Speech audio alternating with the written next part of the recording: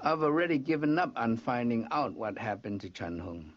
But what bothers me is that I no longer know who Chun Hung really is.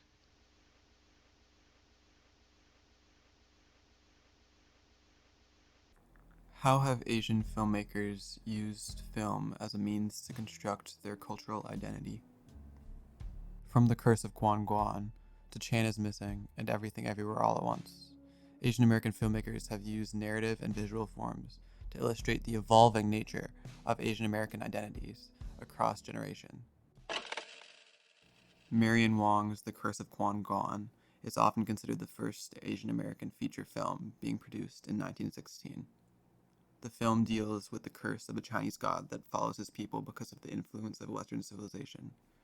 Violet Wong, sister-in-law of the director Marion Wong, plays the very American bride who must adopt the old ways in order to please her family's husband.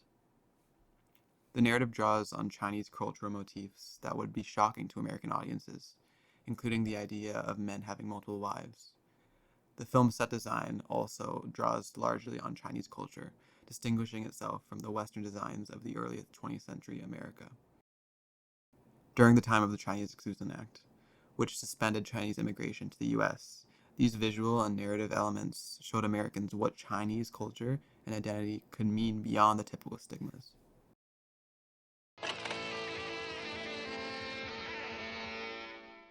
"66 years later, when there is greater acceptance of Asian Americans in the U.S., Wayne Wong's Chan is Missing presents a different view of Asian American identity. It follows two characters as they search for Chan in San Francisco. As the film progresses, viewers may find themselves wondering if Chan is real or if perhaps he is a representation of the diversity of Chinatown's immigrant and American-born Denzians. I've already given up on finding out what happened to Chun Hung. But what bothers me is that I no longer know who Chun Hung really is. Everyone had different ideas of who Chan was. The film entices American viewers to ask themselves if they see Asian Americans for their true identity or just generalize them based on their ethnicity. One scene in particular, at a Chinese diner, shows a cook fed up with Americans ordering the same dish over and over.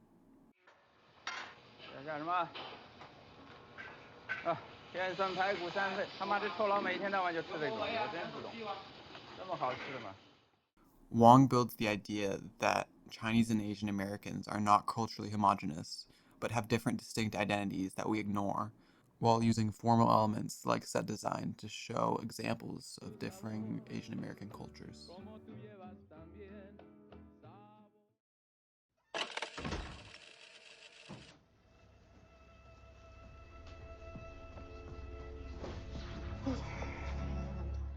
Fast forward to the 21st century, Everything Everywhere All at Once by Daniel Scheinert and Daniel Kwan pushes this idea further.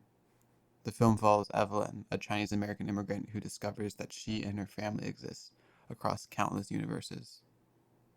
Evelyn and her daughter experience fragmented identities, visually represented through rapid costume changes, editing, and shattered glass sequences.